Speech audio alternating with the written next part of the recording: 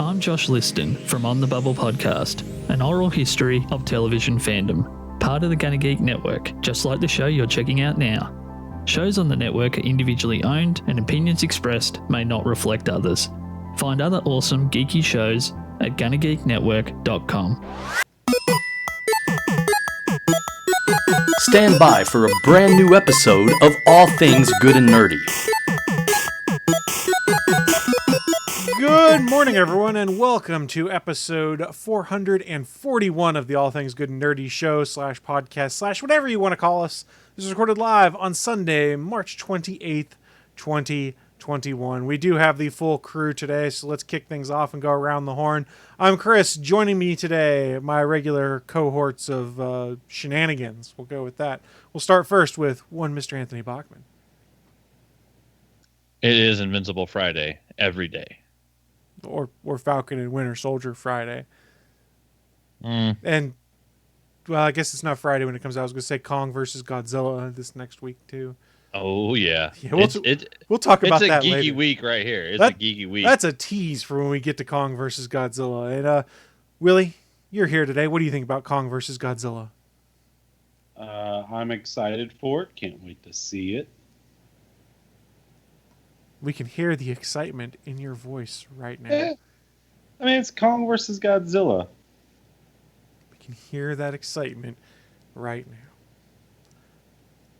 I mean, it's just... I think he's taking a nap. I think so. Yeah, I'm trying to... It's not unheard of. We do put people to sleep, is what I've been told before. We're a good sleep aid.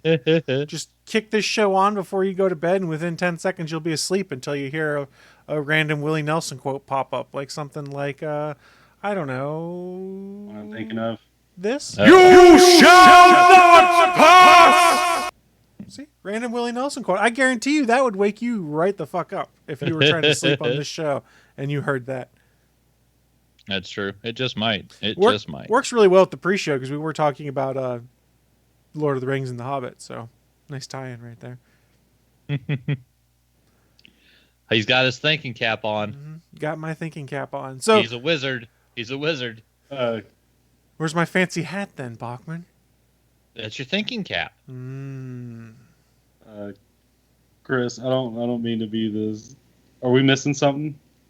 What are we missing? The overlay. Oh, I didn't send it to you guys. It is actually the broadcast is going out correctly. Yeah. Oh, no. Okay, so we're all the three panels and everything? Yeah. I just forgot to flip camera feeds. Oh, okay. I didn't know that. I usually see your thing, and I focus on your thing. I don't bring yours. So here's some stuff behind the scenes, folks. As we record this on Skype, as we're recording, we don't see what you guys would be seeing if you're watching this live over at Geeks.live. We just see each other's regular Skype images. And what I forgot to do is I have a virtual camera that runs over top of OBS to send them a copy of what I broadcast out on Twitch. I forgot to turn that on. So Willie was very confused because I was queuing him up for things. And he's like, but I don't see myself on screen. I'm on, usually that's how I know what you're doing. So I'm like, so I know what to react to. No. So that was my bad. I forgot to turn on the virtual camera for you guys. Now it should be on. They should be good to go. Remember last week, and I was asking about what you could see because of the stuff missing behind me, and so Chris turned it on early last week.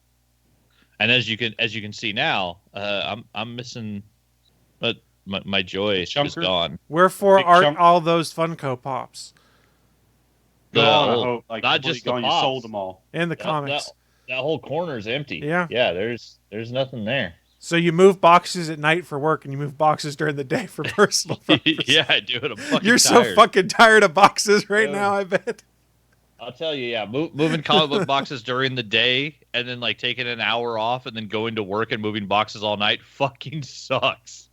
Yeah, I had a couple days this week that were extra tiring.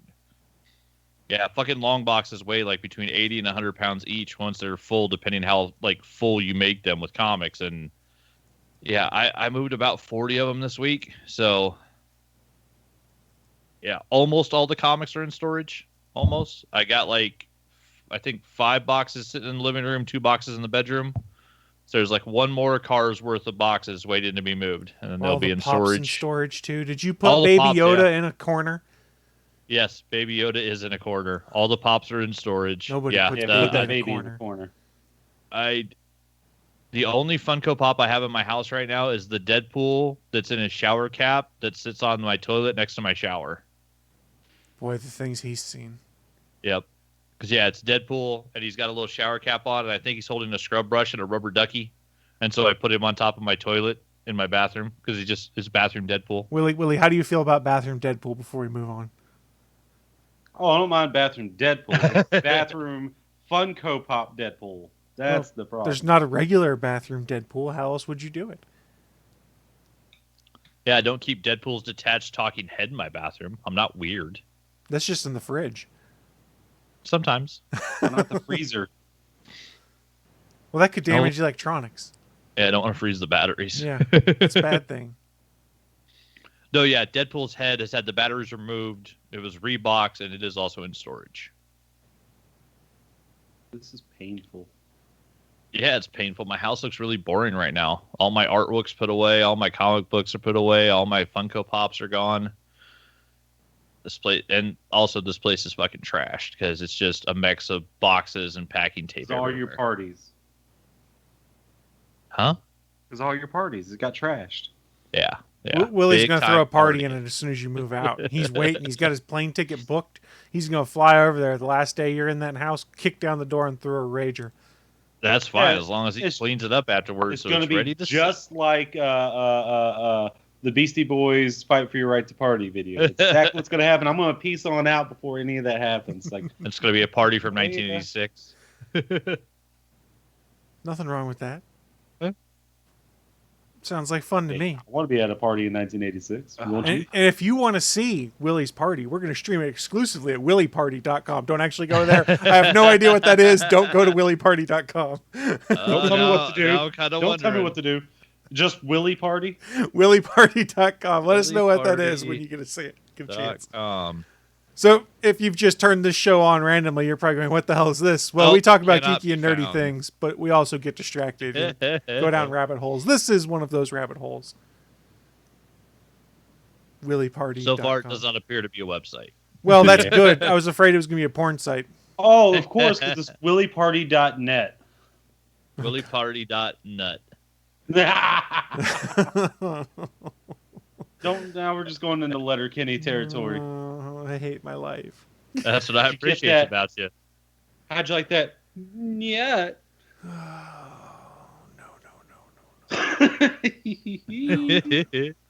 That's what I appreciate about you, Billy. You need to finish that. There's only one way to get past this. It's by hitting the damn button. You can try. Live from the ATGN studios on the internet, it's the news of the week.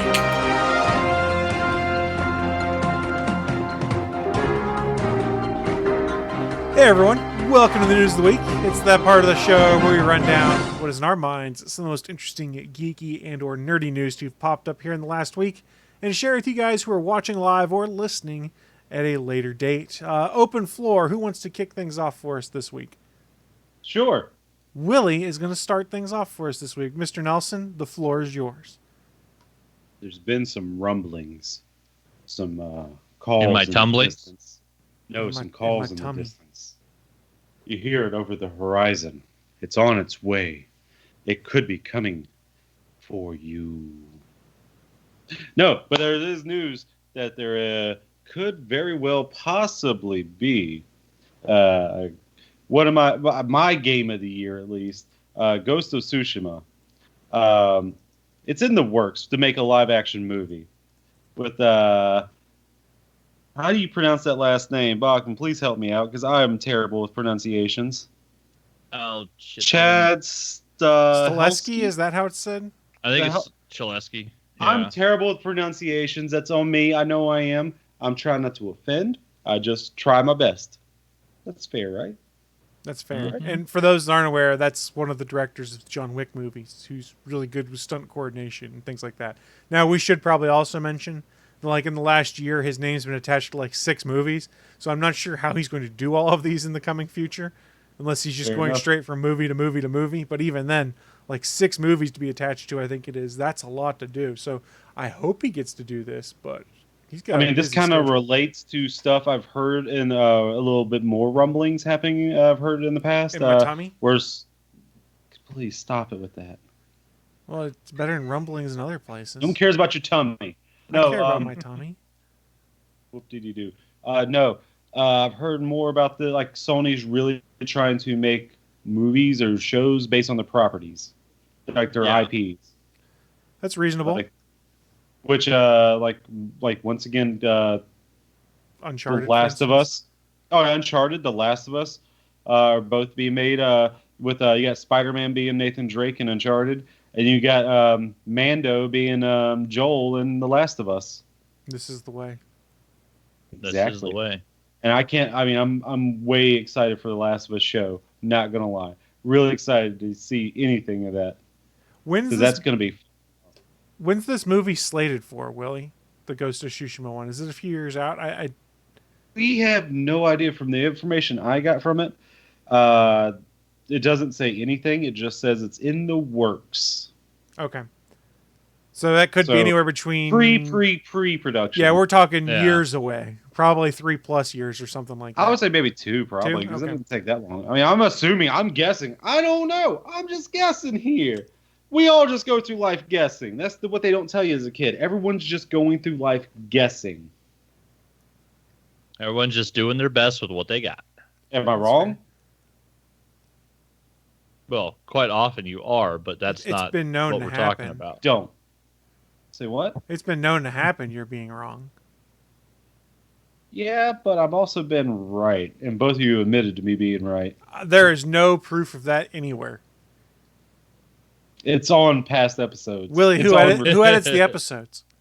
Yeah, I'm pretty sure. Not you, a robot does. Chris was nice enough to get rid of those. I edited all that stuff out, and it's a great edit. It's like, Willie, I think you're wrong. I can't believe I would admit that you were episode wrong. Titles is Willie can be right, or Willie was right, or something. Some of those have been edited. That's called clickbait. Yeah, those aren't real. They're all fake. My life is a clickbait. That's true. Willie Clickbait Nelson, is that what we're going to call you? Willie CB Nelson. Dressman in the chat room says, personally, Willie is often wrong. In the grand scheme of things, even a broken clock is right twice a day. There you go. I'll show you something broken. Oh, hey now. It's my soul. You're an all-star. Jesus. No, we don't make Smash Mouth call-outs on this show or callbacks on this show. We haven't fallen that far down the path of irrelevancy. Why? Is it because they're anti-maskers? Is that why? Is that why? I didn't even know they were, but sure, that's a good reason not to also. Yeah. And they also hate the fact that they're attached to the Shrek series. Yeah. Which, I mean, I can't blame them for, but I mean, it's part of why you're as famous as you are, so just fucking deal with it. Probably made a crap load of bank off of it, too. Yeah, so stop your fucking crying, you little bitches. Everyone still loves All-Star. You know why I love All-Star? Because it came out with the movie Mystery Men. Mm. And that was a great movie. Chris, please tell me you saw Mystery Men. I've seen Mystery Men. Thank God. Yeah, because if anyone in here is the spleen, it'd be you, Chris. The spleen. Oh, don't worry. We got feelings. Mr. Furious over here. You hurt my feelings. That's true. Shut your face hole. Oh, don't worry. They call me the shoveler. Or the bowler. I'll take Janine Garofalo. Fuck, I'll be the bowler. Yeah. Have a fucking magical bowling ball that flies around and just comes back to you. Fuck yeah, I'll take that all day long. So your bowling ball is Mjolnir, basically. And I'm also Janine Garofalo. Which is, pretty cool. Late 90s Janine Garofalo, too. It's true. Tell Janine Garofalo now. What does she do now? Yeah, I don't know. She's still doing stand-up in theaters. I mean, She also does a lot of beading. She was on the Dark Forest beading, like making beaded bracelets and stuff. I heard beating, and I was like, No, who the hell is she beating up? With a D. B-E-A-D. No, yeah. Oh, I beat my D, too. She was on the Dark Forest with Jackie Cation talking about how a lot of times when she goes to a town, she looks for like the little like beading hobby stores and goes and finds like, crafting stuff, and like she'll sit in her hotel room and make a bracelet for somebody. Like it's how she keeps her mind occupied and doesn't go crazy while she's sitting around waiting to go do a stand-up set somewhere. I beat my meat like it owes me money. $2. I'm sorry, everyone. I'm not. You're welcome. No one thanked you. No one thanked you. Literally no one. Everybody. Oh, I heard thanks. I could hear it in the distance. You're hearing things. That's your schizophrenia acting up. That's not definitely hearing. That's not anyone here. Yes, I know I'm fantastic and right all the time. I know, guys. You don't have to keep telling me. Jesus. No, you stop. Enough with the compliments. Stop it, guys. Well, this is going to be entertaining. Really entertaining. Yeah. Someone said thank you. Bunny Boy Gameplay says thank you, Willie, in the chat room. So you did get one real thank you. Wait, let me block that one. Let me make that go. I don't want to block that one, Bachman. You know that person. Yeah, I can be right. Come on. Settle down. We did say it's been known to happen. Draftsman said it's like a broken clock. It happens twice. All right. Let's go back. Let's turn this back. What do you want to turn it back to? This just makes me just more excited for what Sony's doing. I know they had their flounders. Like the Ratchet & Clank movie didn't do that well. I thought it was all right. I own it. I own it over there. I even have the digital copy of it. It was pretty good. I probably liked it better. I love Ratchet & Clank. That movie was kind of disappointing because basically I was like, I could just watch the game and watch the cutscenes. Like, yeah, I mean, you're not wrong. But I mean, I also never played Ratchet & Clank. I watched the movie before I even played the remake version of it. You know, of the first one. And that kind of makes sense. Like, if you hadn't played the game, like it kind of makes sense. Never played them when they came out. Now I also heard they changed some of the story elements, like how it plays out, just to make it feel better. And also let's not forget that there is a trailer. You go on YouTube and find the trailer for a movie that they never released. It was supposed to come out 3-4 years ago. It was Sly Cooper. It was a Sly Cooper movie. Oh, yeah. There's a trailer out there for it. It looked good, but yet never came out. So I'm kind of curious what happened to that. But this HBO show of Last of Us, I am very excited for. Cannot wait for. That's the biggest one I'm probably excited for over even Uncharted, surprisingly, or Ghosts of Tsushima. Although still want to see all those. I still want to see all three of them, but most excited for Last of Us because Mando. Fucking what was his name? Whiskey? Was that his name in the Kingsman 2? It's like he was Whiskey. That's right. Yeah. Which was ridiculous because Channing Tatum was Tequila and their names really should have been swapped. Maybe they didn't do that on purpose. That's a little racist. It just would have made sense. It's subversion of expectations. Thank you, Chris. I'm with Chris on this one. Oh, God, I must be wrong. Chris, you disappoint me. Oh, then I'm right. Sorry, you missed that laugh because I was blowing my nose. Oh, no, I felt it. I was like, man, this line didn't work. I thought it was pretty good. Oh, no, trust me. I had a little giggle there, but yeah, I had to mute myself. My apologies. You see, I know when people are laughing at me, it's like a spider sense, except I feel my sphincter tighten up a little bit. It's your giggle sense? My little O-ring, becomes a size or two smaller. Boo. Boo. Hey, just don't blow out your O-ring. So you guys want to talk about other things that are upsetting and disgusting? Yes. Let's talk about hashtag restore the Snyderverse. Yay! I'm down for it. Let's do it. Okay, so it. that was a cheap shot. And let me clarify. People who are approaching this the correct way, that's perfectly fine, tweeting about it and be like, hey, we're really excited. We want this to potentially happen. There are other people, and go figure, that are taking it to a point that makes no sense when it comes to restoring the Snyderverse to try and, review bomb and generally just be an asshole to get their point across. So let's talk about those folks right now. I was reading yesterday an article on comicbookresources.com, cbr.com, and it is in regards to Godzilla vs. King Kong. We know that's coming out, on the 1st or the 2nd?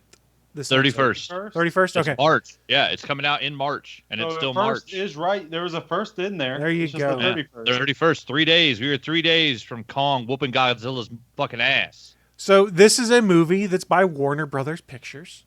The same studio that did all of the DC movies, including Zack Snyder's Justice League. And in order to get their point across that they want Zack Snyder to continue being the steward of the Justice League universe and the DC universe, however many Zack Snyder fans now approaching this? Well, they're review bombing Godzilla versus King Kong on IMDb because that's how they're going to get their point across. Now, I don't agree with that at all. Go fuck yourself. That's my official statement. So Go fuck yourself. This is where we're pivoting to where I have a problem with how this is going. Now, if you're one of those folks, like I said at the top, that's like, hey, restore the Snyderverse, I'm real excited by it, and you want to talk rationally about it on Twitter, or on Facebook, or Reddit, and engage in debate and talk about what you like, or here, that's fine. I'll talk about it here. Yeah, so that's fine. That takes 99.98% of all Snyder bros out of the conversation if you want a rational debate. So right now, they are currently review bombing on IMDb Godzilla vs. King Kong, putting 1-star reviews such as, I'm never going to support WB/DC films at any cost until they restore the Snyderverse.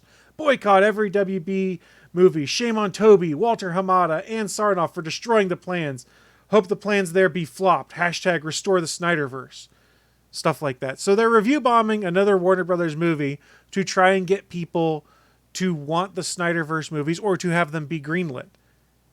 This is a problem. It's not really going to pan out, but here's the problem. There's that hope that it's going to pan out because these people complained and bitched, a lot of them, on the internet and harassed people for the last 3 years and got the Snyder Cut of the Justice League movie. The precedent got set that if you bitch and moan and make yourself annoying enough on the internet, we'll cave to you. So while Warner Brothers might now be saying, we have no intention to do any of this stuff, why would you believe that if you were someone who pushed for years to get this to happen? Because they've done it before. So what they're doing now is basically just crapping all over a movie that people are legitimately excited for to talk about the Snyderverse. And to distract from the fact that cool things happened this week. Like the James Gunn The Suicide Squad trailer came out. People aren't talking about that as much. We can talk about that after this. We'll kind of pivot into that. But this is ridiculous. This is not the right way to handle things. And the problem is Warner Brothers caved once already. The precedent got established, which is one of the things we talked about on this show, was the concern of, yes, there are many people that were legitimate in their feelings and expressed them in proper ways, but there was a small but dedicated group that was all about harassing people who didn't like the Zack Snyder movies. They were all about review bombing things, doing all of these things. They then got empowered when it was fine. Here's your movie. Enjoy it. Nothing more is going to happen. So now they're going to bitch and moan and be petulant and just destructive to other things now in the hopes that they get more movies so that they can be further empowered to bitch and moan and ruin good things for people. This is what really annoyed me about the Snyder Cut side of things. Not necessarily that Zack Snyder was getting a chance to fix and put the vision out there that he wanted to. That's fine. The reasons why he didn't get to are tragic, and it's awesome he gets that chance to. But they caved, and they established the precedent now. And if there's one thing we've seen, whiny little fanboys on the internet, if you give them an inch, they're going to take a mile, and we're seeing it right now. This is not the right way to get your movies. Pull your heads out of your ass and find constructive ways to do it. They did more constructive things for the Snyder Cut of things, where they did like fundraisers for suicide awareness things with # restore the Snyder Cut and things like that. Those are good ways to draw attention to your movement. This is not a good way to draw attention to your movement. It's terrible. Yeah, and the vocal minority of Snyder Bros that were screaming about needing the Snyder Cut, they spend entirely too much time on Twitter just talking shit about the MCU. Oh, that's like, part we of it need too, the Snyder Cut because the MCU sucks. Like, that was a large chunk of their dialogue, which is ridiculous. Yes, now one of the reasons to restore the Snyder Cut is because in a week span there were more hashtags of restore the Snyder Cut than there were about Avengers Endgame in the first week it came out. I'm like, so? Twitter doesn't determine how popular something is, especially when you can buy bots to tweet things. All right, and Avengers Endgame had a hell of a lot more butts in seats than all the DCU combined. Look, and I didn't say that to turn this into an MCU versus DCU debate. It's not that. But it's more to say, like, you can't use Twitter as your metric for what it is you need to do, because... Plus, popularity doesn't determine worth anyways. Otherwise, the Transformer films would be good. Actually, how about this? In the first place, don't shove your head up your own ass, because that's how you blow out your O-ring. 2, I'm gonna pull a page out of the worst director of all time. Uwe Boll? Uwe Boll. Wow. I'm going to pull a page out right now. If you're a little whiny bitch about the Snyderverse, if you do a terrible job at it, saying all this dumb shit, review bomb, I'm challenging you to a boxing match. I'll do it.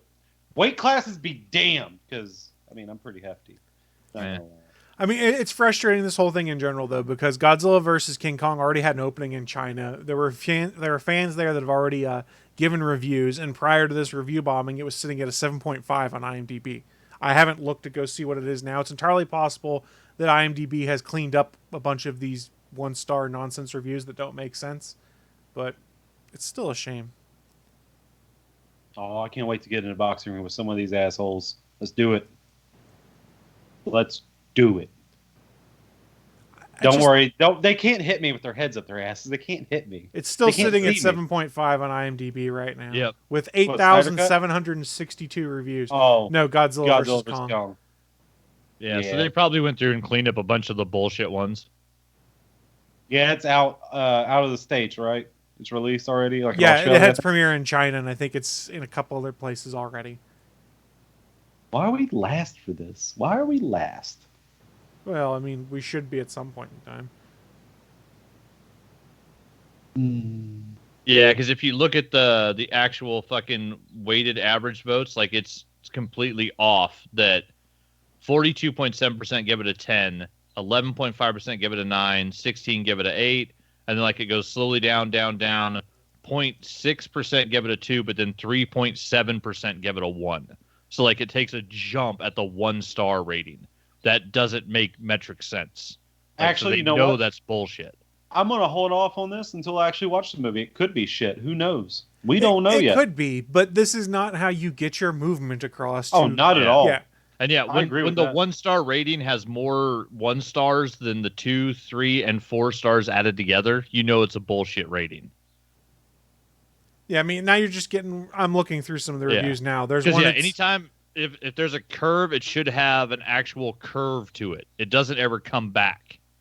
If it has a fucking swoop on it, then you know there's a problem. It's a bullshit rating. So it should be bell shaped.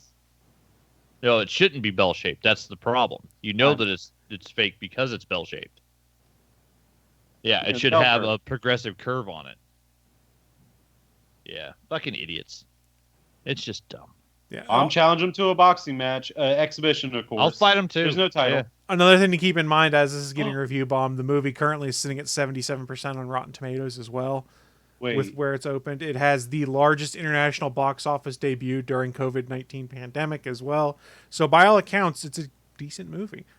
Well, you know why that is? It's because Monster Hunter got pulled by its own company. Well, that could be Bachman, I have an idea.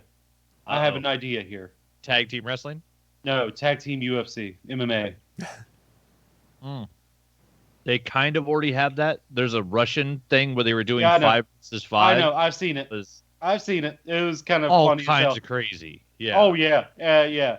You need so many referees on that. Yeah, it's insane. No, but actual tag. Let's do tornado tag. You want to do 2-on-2, just straight out the way, or do we have to have where I have to tag in and out? I'm for it. I'll try either one. Either way, I'll fucking do it. I don't give a shit. Yeah. You and me, Bachman. Willie, you know what? What's your ring name gonna be? Oh God! Now you said it. I gotta go with the classic. Oso Feo. That's my ring name. Oso Feo. What's that mean? Giant ugly? Mean? What? Ugly bear. Ugly bear. I'll allow it. Oso Feo. See, I'm more. See this. I'm like Zangief. So even my fucking. Although I mean, my shins have hair. But there's hair all over the leg, so it's not just on the shin area. Can we call you Wilgeef?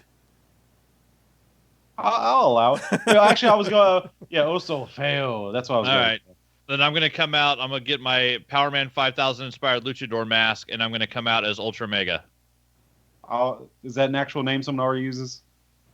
I don't think so, but it's one of their songs. Fair enough. I'll take it. Let's do it. Instead of being the Mega Powers, you guys are going to be the Mega Bears. The Mega Bears. Actually, they do have the Bears, in AEW. They have Bear Force or whatever the fuck they're called. Yeah, I can't remember what they're called. Backcountry Bears. Actually, I got this. We're gonna be Team Ferocity. Team Ferocity, yeah. All right. Yeah. Actually, I read Ultra Mega this week. I read the first issue of that. There's a new comic called that from Image, and it's fucking fantastic. And Bachman, since I can pick people and throw them, you know we're good. We know what we can try to do. The fastball special. If you can throw me in a fastball special, I will be impressed. I mean, I've lost weight. I've lost like 30 pounds. I'm doing good. Like, my mom was real happy. She saw me yesterday. She's like, "Oh, you fucking lost all that weight. You look so much better." But if you could actually put me in one hand and fucking fastball special me, I'm still 217 pounds. I'm not tiny. I'm 6'1". All right, now it might be less fastball special and more like, someone help, my brother's hurt. Yeah, more get a harness and do a midget toss. But yeah, I don't think it's going to be a fastball special. So what's your finishing move called, Willie? What's your finisher? I don't want to be too on the nose like a bear hug. That's too on the nose. I am thinking on this. Would it be some kind of slam? Would it be something like would I want to go to a top rope? I don't know. I mean, some of the greatest wrestlers were big guys who can fucking move, like Bam Bam Bigelow. Their agility is fucking shouldn't be there. Should not be there. Am I right? Yeah. That's you. Just Bam Bam doing a cartwheel was one of the. Oh, yeah. It seems so ridiculous, but it is one of the most amazing things in wrestling. When you see a man over 300 right? pounds. Yeah. He was over 300 and change a lot of times, over 6 feet tall. You'd see him hit the ropes, do a cartwheel, and then come up and do a back elbow on somebody. It was amazing how agile that big man was. Yeah, like I heard, like when Andre Giant was first starting getting the wrestling, he'd go to the top rope and do a backflip off of it. Yeah. Yeah, it was definitely not later life. Prior to Andre feeling like crap all the time. Well, yeah. I mean, it was before he got really, really big. Oh yeah, that was before like all the weight of the bones just like nah, we're good.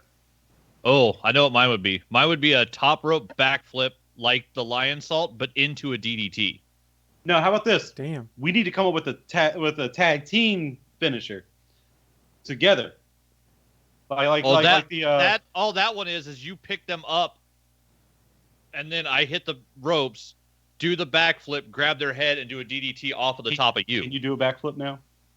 I'll learn. Have you ever done a backflip? I can do a front flip. I'll learn to do a backflip. That's not my question.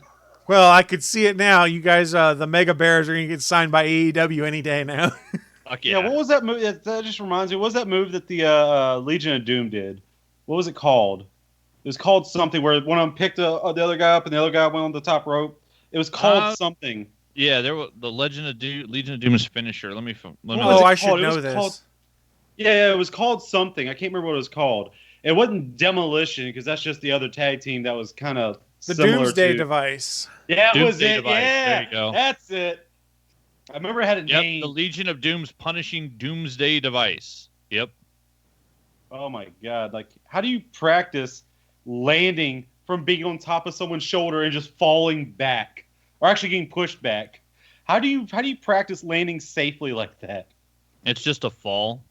Yeah, but it's from the top of someone's shoulders. I mean, yeah. I know they're under 6 feet, right? Or they were right at it. You climb up to the top rope and you just fall backwards and be able to land on your back, which is basically fucking the TNT Champ's finishing move right now. That's what Darby Allin does. The coffin Hawk drop. and Animal, they weren't like the tallest drop. guys. They were average height, right? Animal, I think, is slightly over 6 foot. Hawk was like 6'4". Yeah, like Hawk was a big dude. My size? Yeah. Yeah, Hawk's a big dude. When I look back at them in my memory, I don't remember them being like tall. Animal only seems small because he was standing next to Hawk. Fair enough. Yeah. They were both fairly big. Yeah, because the Doomsday Device, Hawk would come with a clothesline on a guy that Animal picked him up, put him on the guy on his shoulders, held him up there, and then Hawk would jump and clothesline him off of his shoulders. So yeah, they'd basically do a backflip and land in the ring. Wait, how about this? You do your whole backflip thing, and I throw them into the other rope, and as they're coming back to you, that's when you're doing all the stuff, and then bam, the impact in the middle. There we go. But we're actually talking about realistic here. We're actually going to beat some ass here for real. Like we're going to be fucking JBL and Blue Meanie here. That's what we're going to do. Look, Haru in the chat room said the idea would be to take a keyboard off the announcer stand. One partner then throws it to the other guy and clocks the guy in the ring with it. There you go. Think like Wanted. The scene in Wanted where Wesley hits the guy with the keyboard. That's what you guys could do. What's that one where Prof X knocks Star-Lord out with a fucking keyboard? Wait a second. We're gonna have a special guest referee. Who's if he could do it. No. I'm just the manager. Snyder. He's gonna be the referee in this. Like, these guys are giving you a bad name. We're going to fucking beat them in front of your goddamn face. Look, I'm just you guys' manager. You can call me the Paul Heyman of this group. Ooh, I'll take you, our manager. I'll grow out the skullet just to be like Paul. You know, he's going to go by the nickname Sweet Boy Farrell. No. Sweet Boy No, Farrell. I'm not. I like it. Yeah, Sweet Boy Farrell. Let's see. Hawk was billed at 6'3", 275. Yeah, he's a pretty big boy. Just come out. Yeah, I'll come out like a single shoulder. The giant style. Yeah, fuck, I'll just do that. I don't fucking care. Single strap. Dick just out there in the foreground. Why not? And he ruined it. Did I? It was already ruined before that. Willie. It's what he does. Willie, I have a bump for this.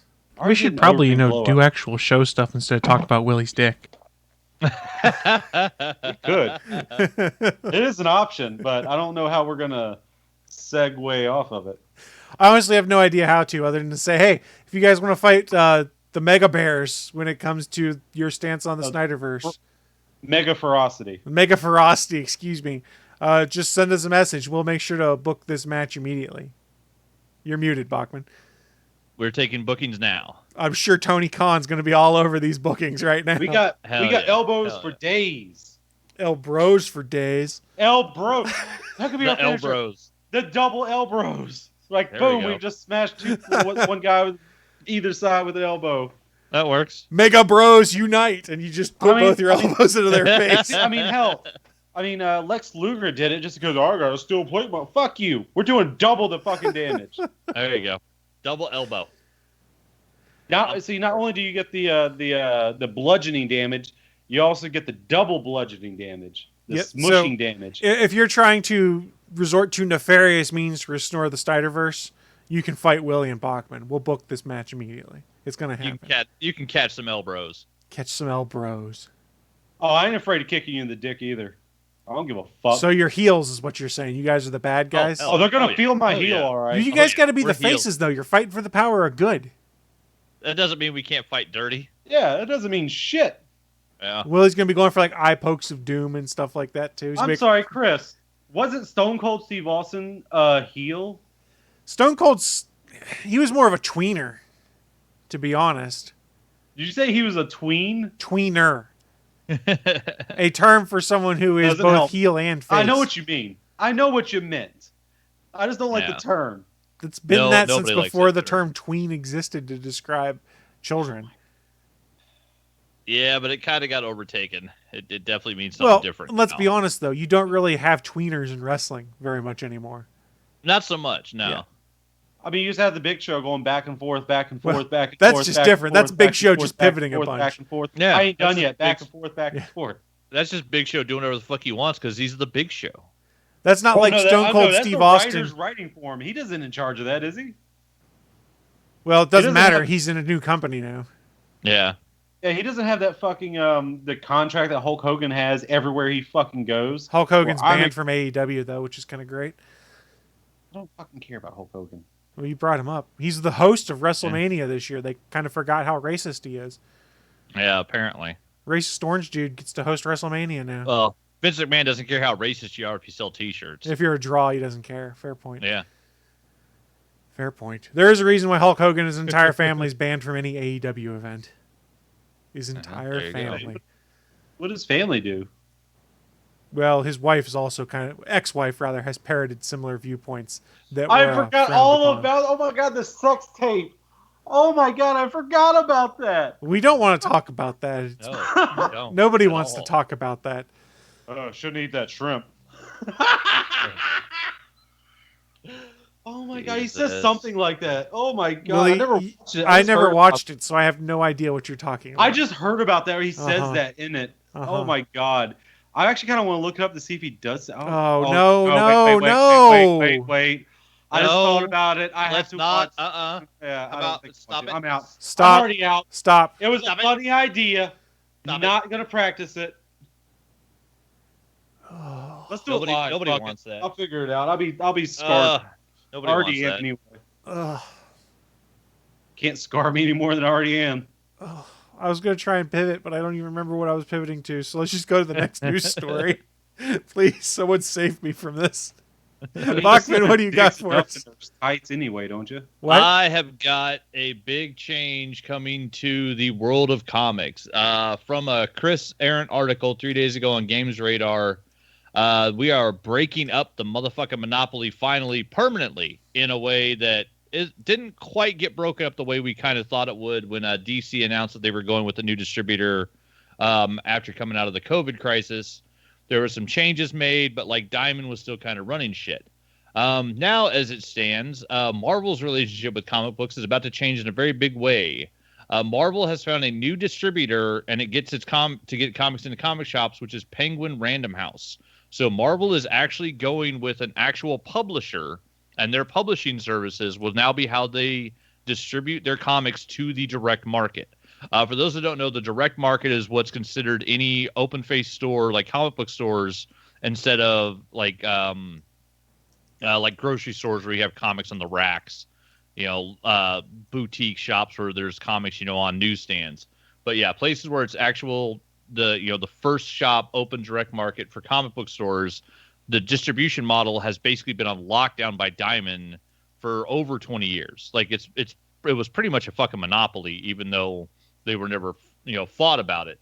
But yeah, it says Marvel has entered an exclusive multi-year deal with Penguin Random House's distribution arm to deliver its comic books, trade collections, and graphic novels to the comic shop direct market beginning on October 1st. It says after a thorough analysis of the market environment, Marvel has chosen Penguin Random House Publisher Services, PRHPS, as its distribution partner to create a sustainable, productive supply chain and enhance infrastructure for Marvel publications that will benefit comic retailers and fans alike for years to come, reads Marvel's announcement. It says Penguin Random House is known for its state-of-the-art multi-ranging services that enable independent booksellers to increase efficiency and profitability. What does this mean for Marvel's long-standing direct market distributor Diamond, which has been exclusive with them since 1997? And they say 97 because there was like a 2-year break where Marvel tried something else in like 95 to 97. But previous to 95, they were with Diamond for like 20 some odd years anyway. So it's been almost 50 years that they've been exclusive with Diamond. It says, now direct market retailers can still order their Marvel comics through Diamond, although Diamond would be acting as a wholesaler to the direct market, ordering their products through PRHPS.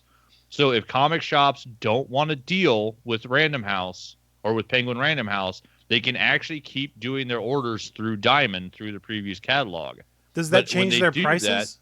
That just adds another middleman. That's what we don't know yet because that hasn't all been worked out. And literally, it's an announcement that came out this week. So with Diamond being basically changed to a Marvel wholesaler, it might have to change their prices and previews. So I would assume. So some companies getting their books, if they decide to keep going through Diamond and not ordering through Penguin, it might end up costing them more. So what it might be now with DC having their own publisher that they're going through, and Diamond is still going to be the one for the majority of small independent comic book publishers. Like the big thing is trying to get 5,000 sales, because if you can show that you have 5,000 pre-orders, you can get into the previews catalog, and Diamond will distribute your book. That's been one of the mainstays and like the benchmarks of trying to get into Diamond for years. And then it's been something other people have been fighting for. But now DC has their own. Marvel's going with a different company. If Diamond ends up having to lose money by wholesaling Marvel comics, they might have to, lower their the requirements for some of the smaller publishers. God damn it, fucking pop-ups. They might have to lower their requirements for some of the smaller publishers to fill out the rest of the previews catalog. Otherwise, that previews catalog is going to get pretty fucking small if it starts having less and less DC books and less Marvel books in it. If the big two eventually just actually go out of house and just cut Diamond out of the loop, Diamond's going to have to do something to keep, basically holding their spot in the industry where they're no longer going to be the monopoly, which they really were a monopoly for like 30, 40 years. Like they were the only place that comic book stores ordered from. Other than that, like independent sellers would literally be calling in each individual comic shop saying, "Hey, will you carry my book? I will mail you 10 copies of it." And a lot of writers, people making their own individual comics don't want to be having to do that shit calling 5,000 comic shops in America, because that takes a lot of time. Right. But yeah, so like this is going to be a huge change. Yeah, Haru's in the chat room and says as if local comic shops weren't struggling enough. I don't know if this is a good or a bad thing for the local comic shops. I guess I should talk to my one buddy who owns one, because they already did something similar with DC right now as to whether this is a good or a bad thing. I do know that most folks that own comic shops or work in the industry pretty much loathe Diamond, because the customer support sucks. Diamond regularly sends them damaged books that they're constantly sending stuff back to them to try and get replaced and things like that. So in theory, this could be a good thing, assuming it doesn't add additional costs at the local comic shop level. Having worked at a comic book shop for multiple years, Diamond is a shit show. Yes. Diamond is a shit show because they're allowed to be, because they were a monopoly. With DC having their own distribution arm and Marvel now signing a deal with Penguin, this is, one, going to shake up the industry. It's going to cause changes that will be good and bad, probably for the first year at least. Because Penguin Random House, they have their distribution center in place already. Like they're the ones distributing books to every bookstore that's still open in America.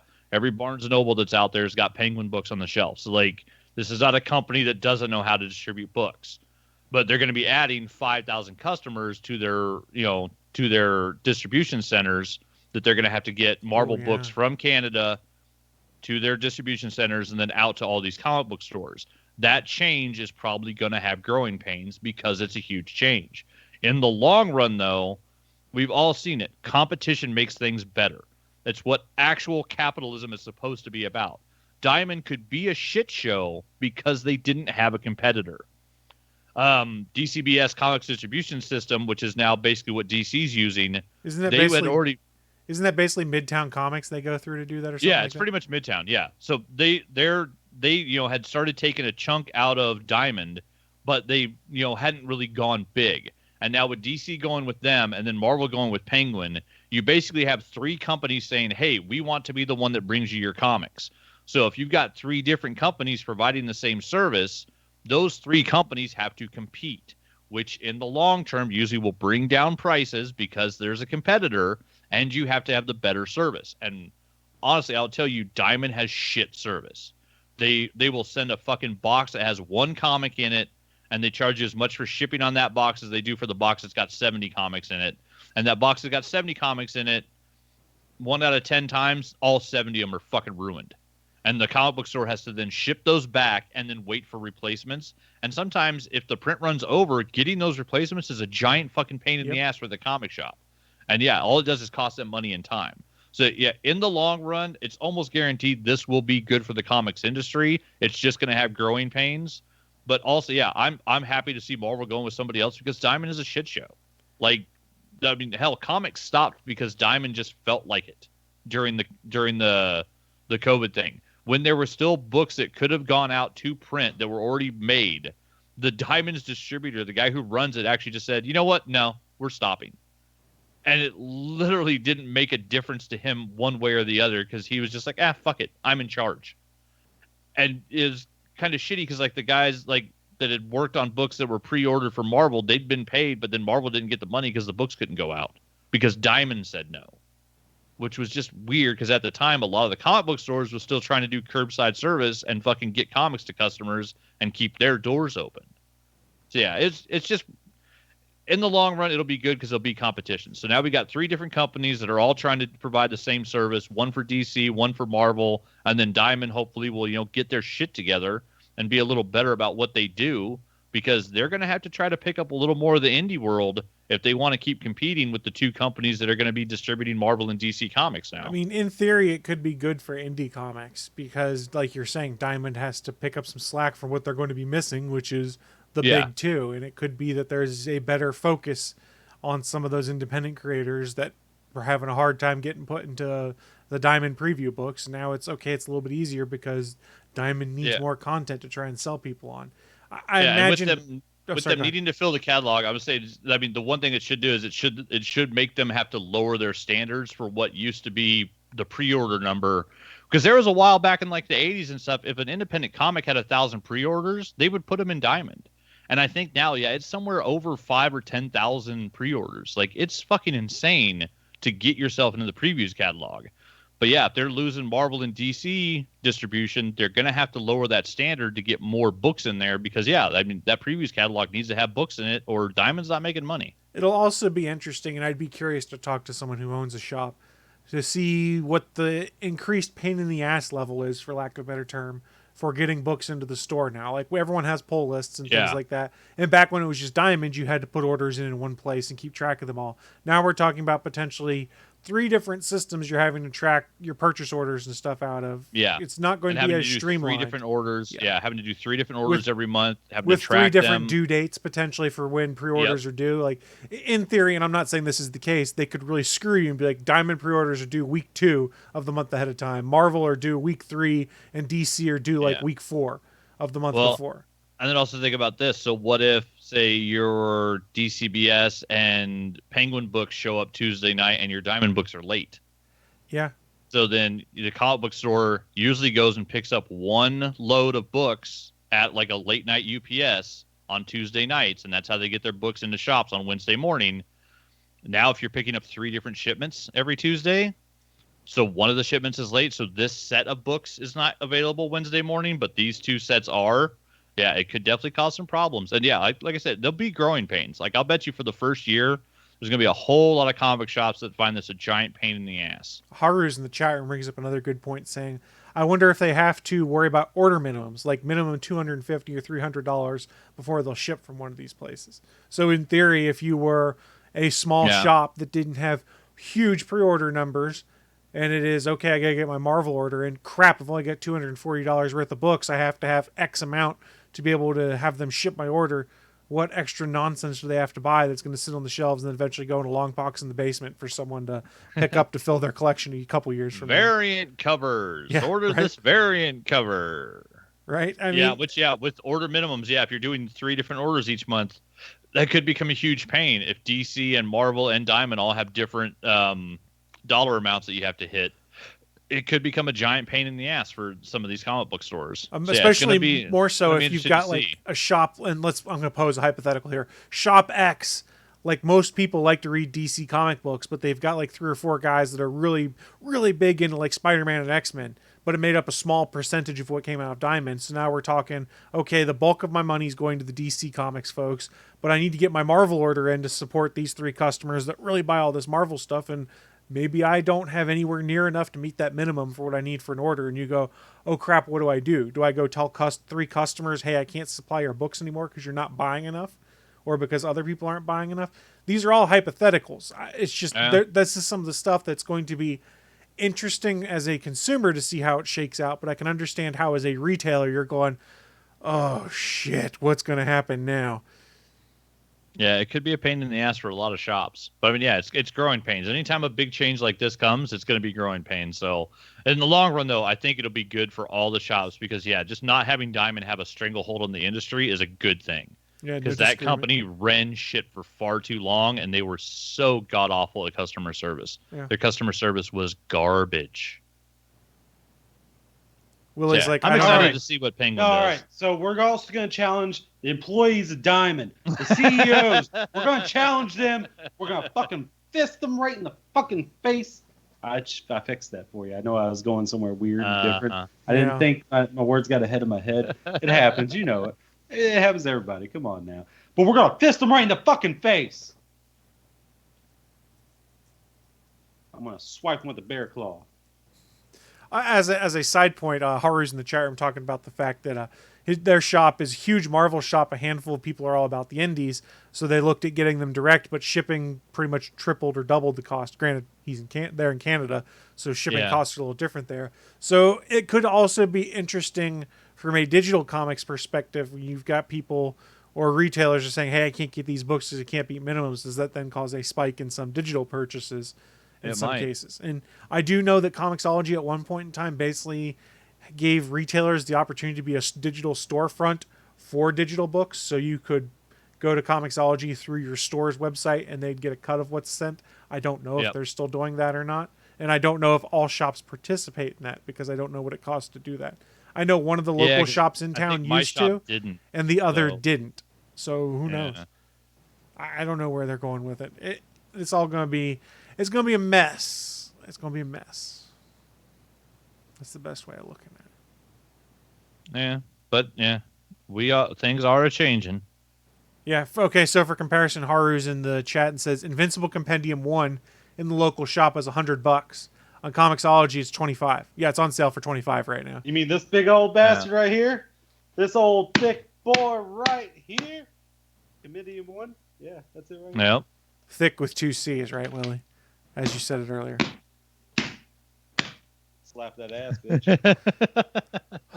Nobody wanted that. I'm sorry. Everyone Yeah, wanted, well. you know it. Name It's one oddly person. satisfying everyone. Wait. Name one person other than yourself that wanted you to do that. Bachman. Am I wrong? He says no. You're incorrect. You're wrong way, Bachman. Wrong way, Bachman. Yeah, see, I know it. So I'm looking at you. Chris, you little shit. No, you can't make me do it. It should be so easy to remember that Willie's always on my left because he's never right. Call back. Appreciate that at all. I like me, you son of a bitch. This is the most I like bullshit Brady Bunch asshole motherfuckery we have to deal with. Listen, I can run a promo better than Sid Vicious. That's all there is to it. And that ain't saying a whole lot. That's a low fucking bar. That's like saying I can take a punch better than Brock Lesnar. Easy to do. I mean, I hope you can take a kick better than Sid Vicious. There wasn't a kick that did it. It was when he jumped off the ropes. Oh, God, yeah, I don't want to think about it. Oh, God, that bone. Oh, God, it looks so noodly. Ugh. So noodly.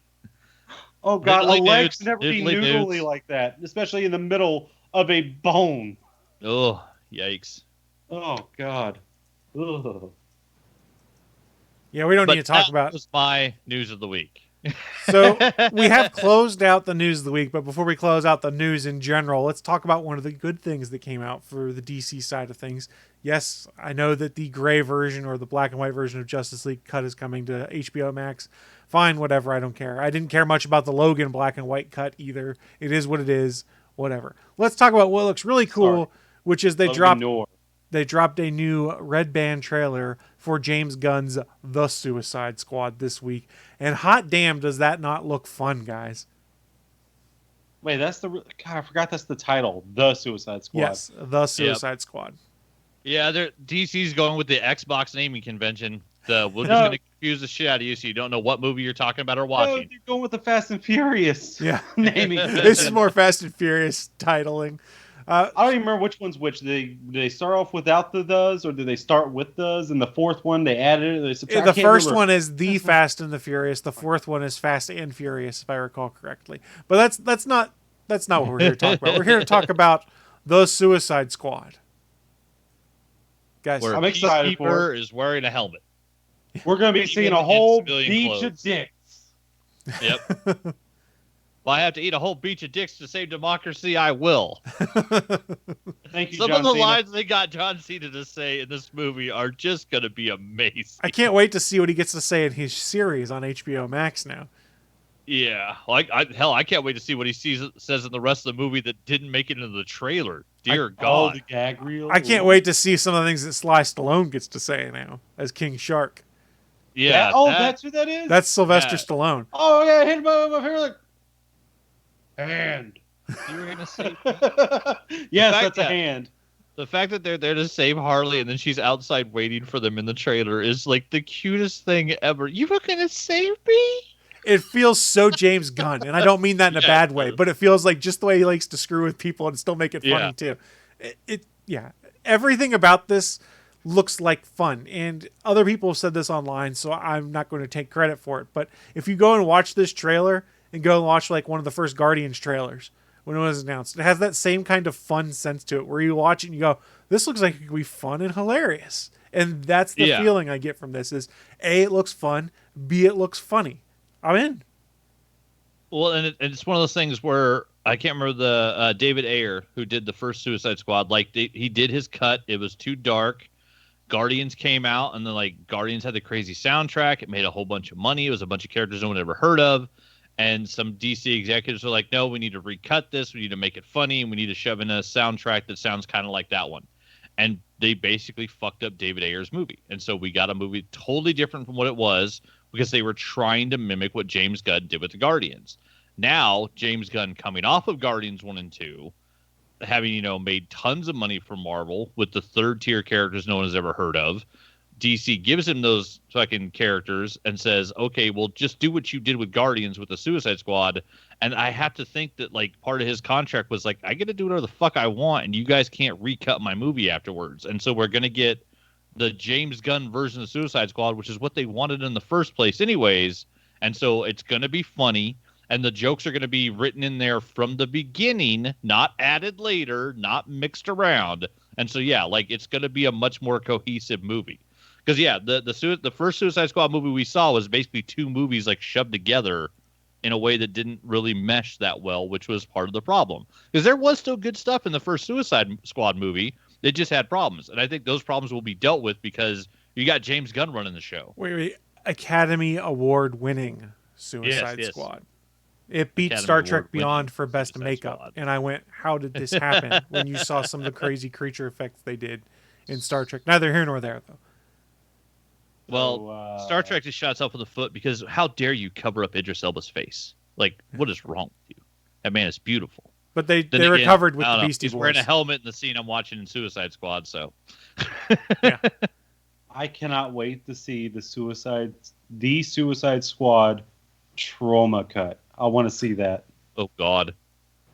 I want to see that. Might that. be something. That might be something. We didn't even get to see all the characters in this movie. Like, they gave us glimpses of some, like Capaldi. We saw Peter Capaldi. We didn't get to see, like, Nathan Fillion, for instance, who's in the movie. Not in this trailer. Yeah. But in the other one where they just go through every... So let me rephrase. The character reveals, we got all that stuff, but there's so many characters in the movie that in the first Red Band trailer they put out, they didn't even have a chance to show them all off. This is not me complaining. This is me going, I can't wait to see what some of these other characters are since you've already teased them to me. I'll say, and let's be fair, also, this is the Suicide Squad. So it's not, we haven't met all the characters that are going to be in the start of the movie. Fair. As they put it all up on their Instagrams, #don't get attached. There's no telling. Half this team may not make it out of the first sequence of the film. And who was that dude who died in the the other Suicide Squad movie? Was his name like Cliffhanger or something? I think so. I don't know. I don't remember. He had weird like climbing rope powers. Fuck this! I'm out of here. Yeah, it was very strange. Done. So I mean, yeah, trauma cut. I want to see it. Look, it just looks like fun. I'm excited for James Gunn that he gets to do this movie. I was excited for him when he lost the Guardians 3 gig that this is what he got to go on and do. I'm really excited for him now that he gets to do this, then go back and do Guardians and a Guardians Christmas special. I don't know how that's happening, but it's awesome to me. Good for him, man. No, I'm waiting. Yeah. I'm waiting after it goes in theaters. And probably a year after the home release of it, or the year after the release in theaters. They're probably going to put out the first ever NC-17 rated comic book movie. James Gunn is the one to do it. Am I wrong? He could definitely do it. I know he could do it for sure. It's just a question of whether or not they'll let him do it. What did the NC stand for? NC-17. No children. Growing up in North Carolina, I thought it was North Carolina 17. No children under 17. North Carolina 17, huh? Well, I mean, you grew up in. Everyone says, "Oh, you're an NC." Adam Beach's character's name was Slipknot. Okay. That was the guy who dies because Boomerang's like, "Oh no, there's no bomb on her neck. It's just a bullshit." I thought that was Corey Taylor. Nope. That's a band, not a character. I know. That's a slight deep cut if you know the fucking Stone Sour lead man. This is why you come here, because Willie's knowledge. Yeah, that's why we come here, is Willie's knowledge. There's no sarcasm at all in that when I say it. None whatsoever. Oh, I didn't feel it. Yeah. I didn't Title feel of your sex tape? So... No sarcasm? No, it's, I didn't feel it. Oh. I stole a Brooklyn Nine-Nine gag there. I'm sorry. Apparently that's not a deep cut. For you audio listeners, I gave a sad, pouty face. It's okay, Willie. Willie's a sad panda. Sexual harassment. Panda. Wait, you get to do that song? Is that copyrighted? All I said was one line. Don't sue people needlessly, Panda. Do you want me to talk about him too? Why not? Yeah. You listen here, you little shit. Oh, there he goes. Talking shit again. Oh, looks like I'm turning on my manager. Listen here, sweet boy. You gonna feel the power of this elbow.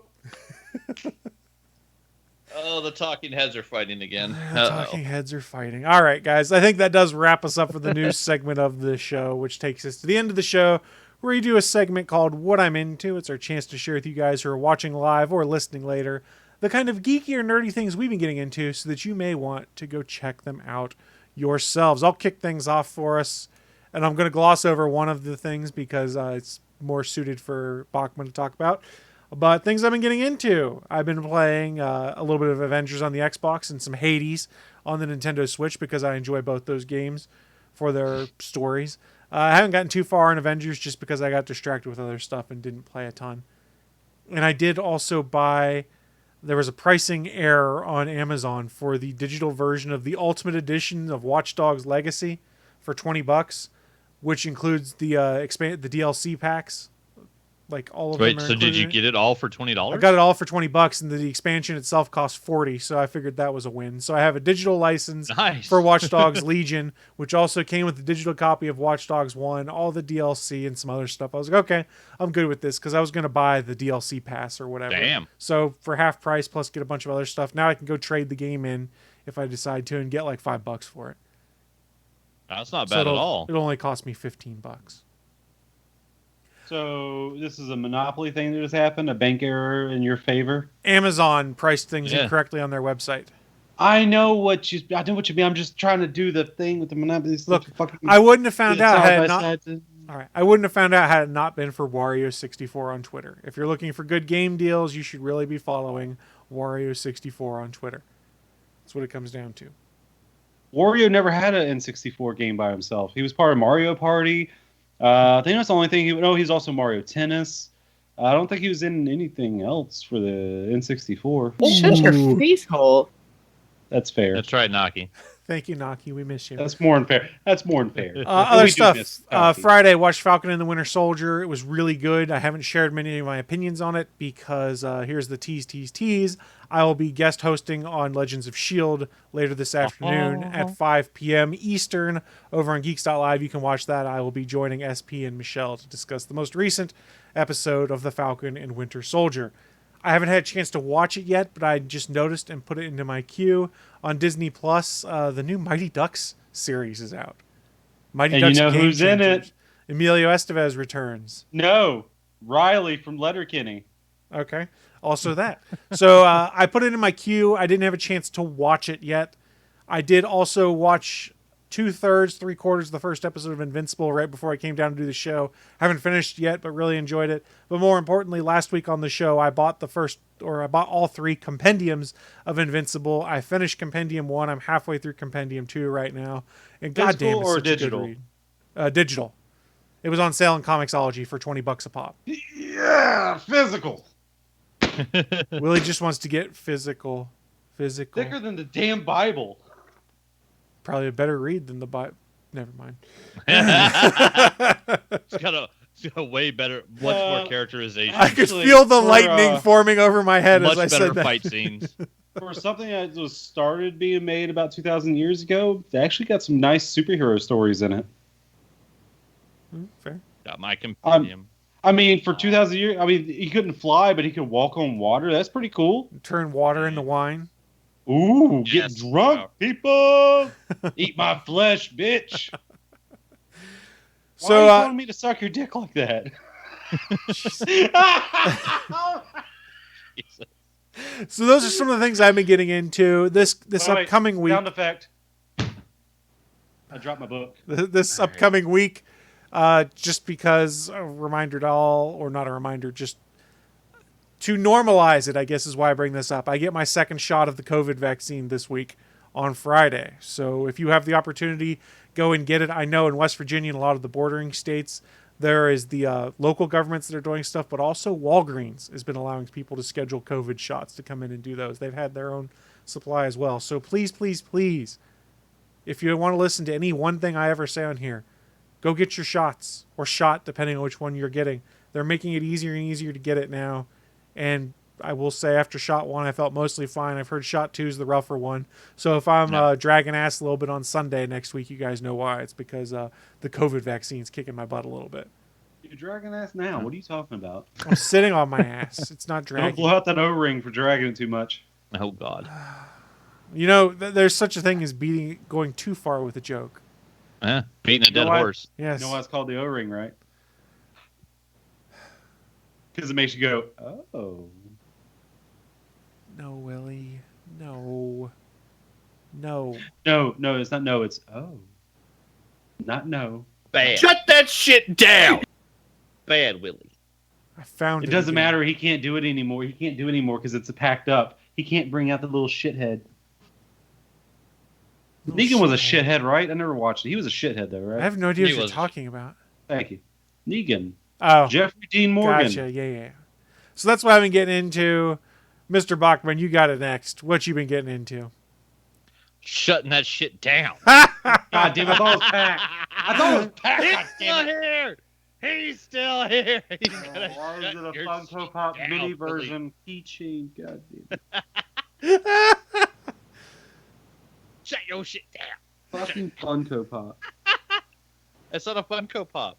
It's a mini. It's a Dorbs, isn't that what that's called or something like that? I think that one's a mini Dorbs. Yeah. Okay. Oh, it's part of the Dorbs line. I'm so sorry for not seeing You in the should little be. fucking small window. You should that it's be. a Dorbs and not a Funko Pop because they look so different, don't they? They're Yeah. so different. Yeah. Totally different. What's Totally wrong with you, different, Willie? They're sucking each other's dick and they know it. What? Everyone knows it. They're the What? same goddamn thing and everyone knows it. Just slightly variations. Oh, we're more rounded. We're more angled. You Who know cares? nothing, Willie. You know nothing. I know enough. And Ben Willie, got I think you're guess the just rest. stupid.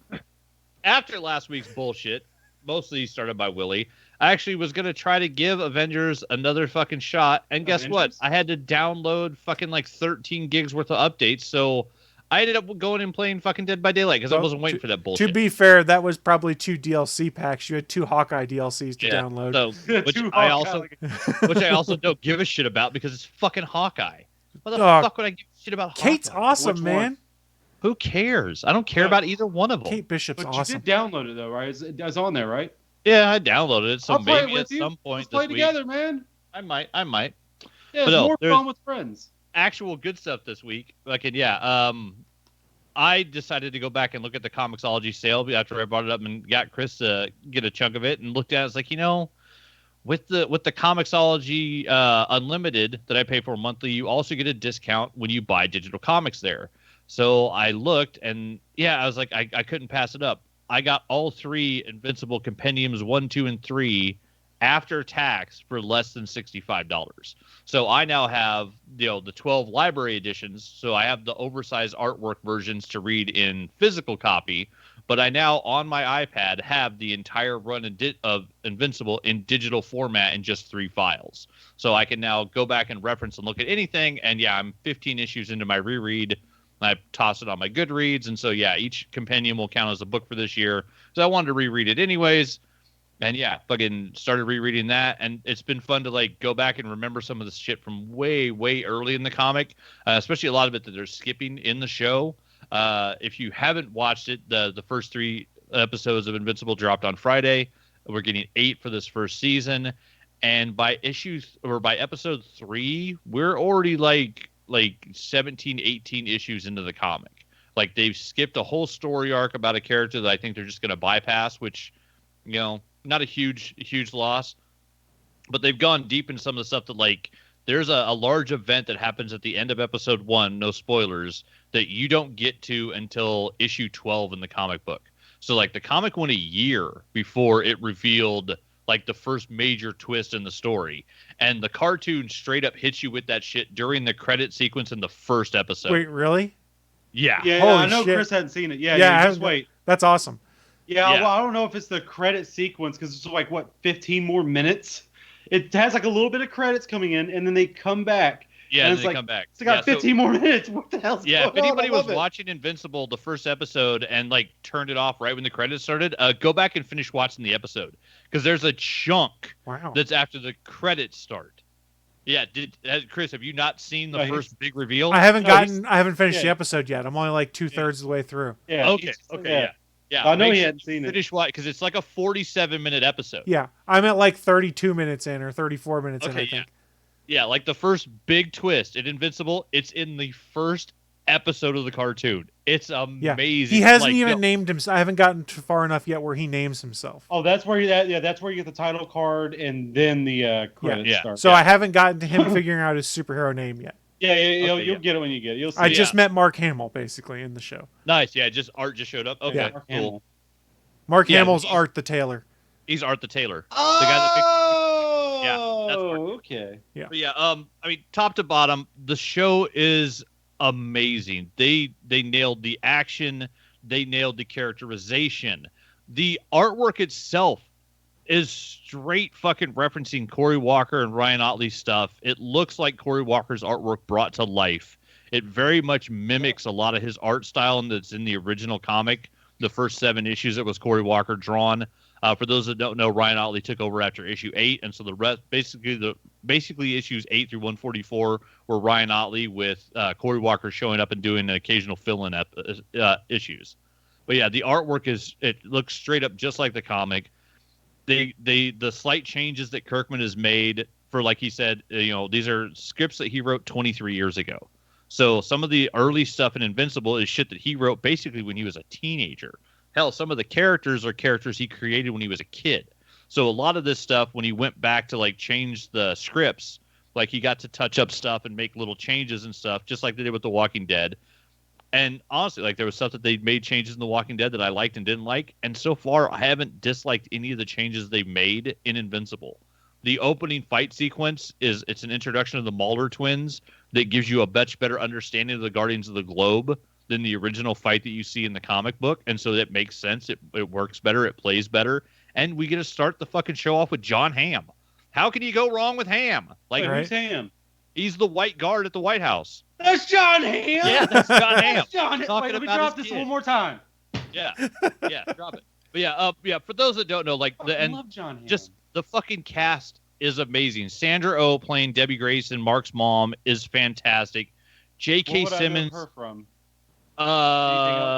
Grey's Anatomy, I think, was her big one. That's that one from Grey's Anatomy. Okay, I know who you're talking about. She's done a bunch of stuff, but Grey's Anatomy is probably the one. I think Grey's Anatomy would be the big one. I think what people would know her from. J.K. Simmons, who was our last Commissioner Gordon, the world's greatest J. Jonah Jameson.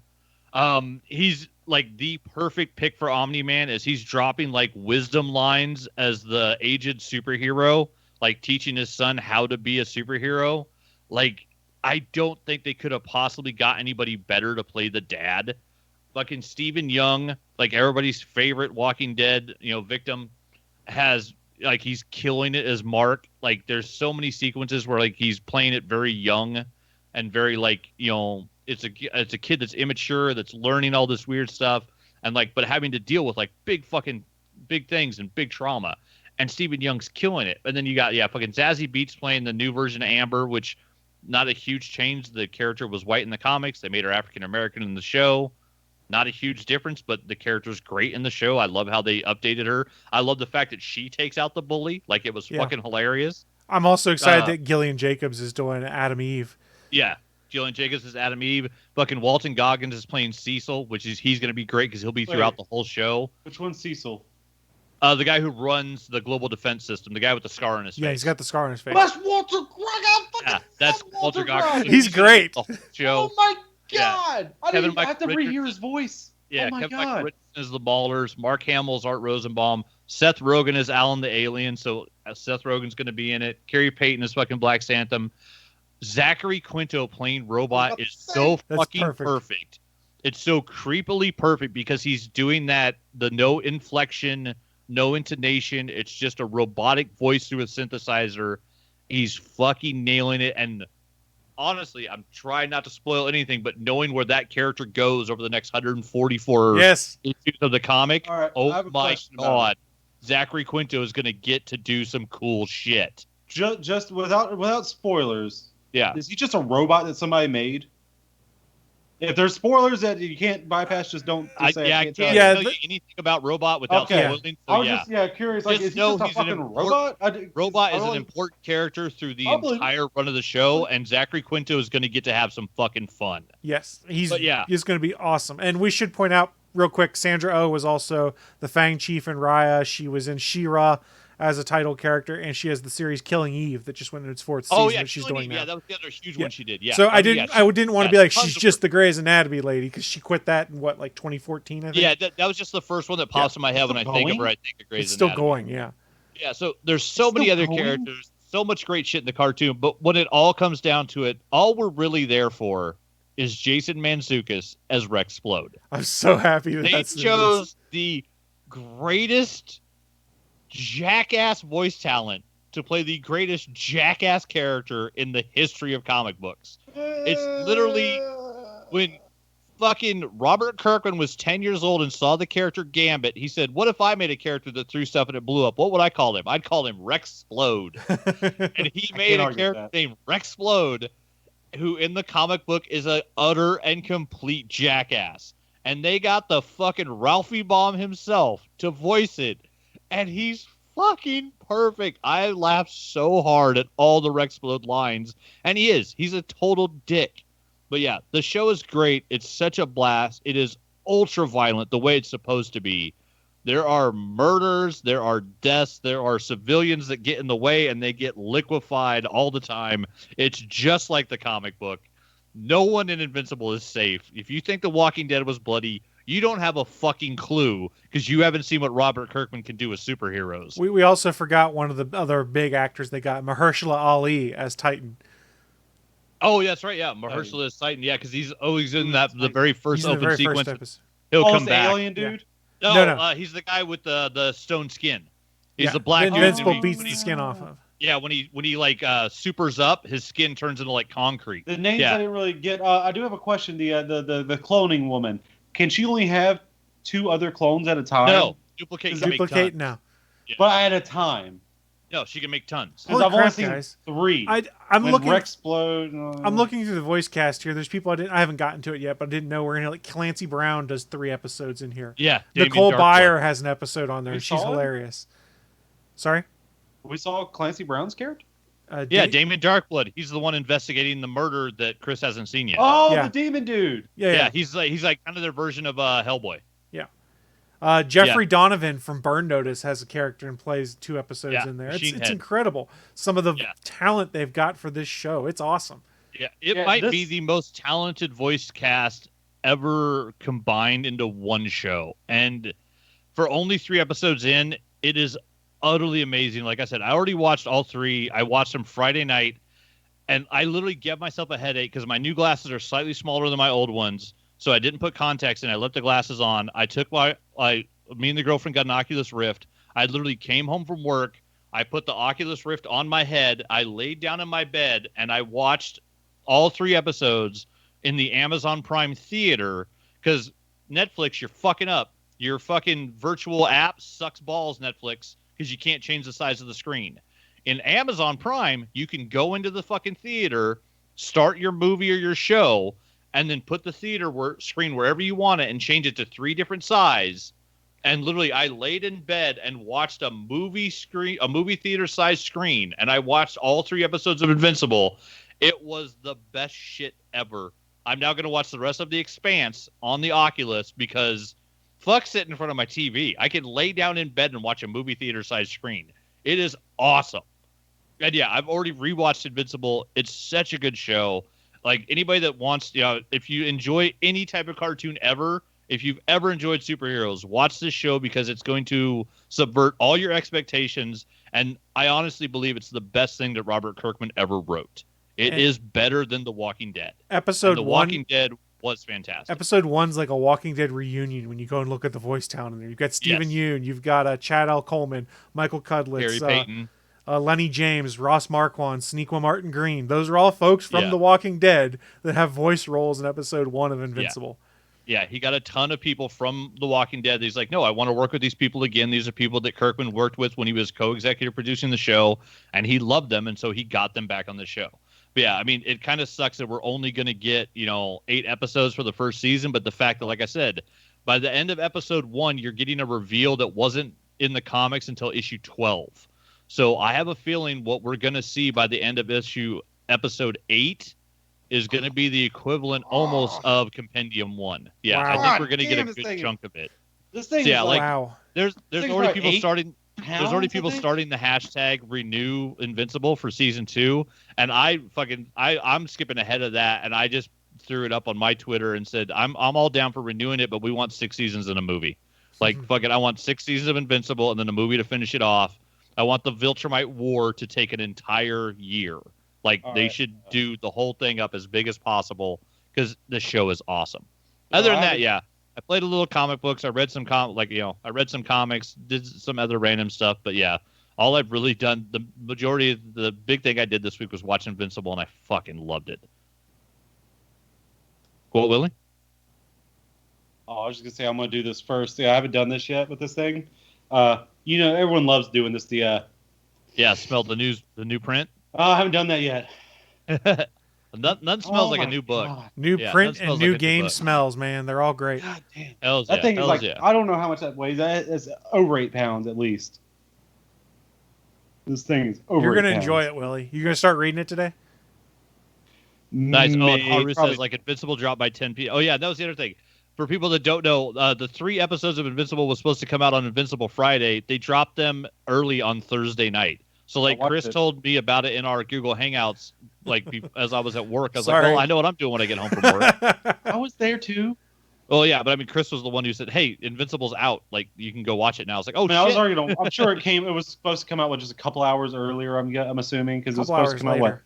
probably 3 a.m. Friday. Yeah, I think it was Friday supposed to be like a mornings, midnight releaser probably. But yeah, so yeah, it's just gonna be a hell of a week. We got Invincible. We got fucking in a couple days. We got Godzilla versus Kong. On the 1st, we got Outriders fucking drops.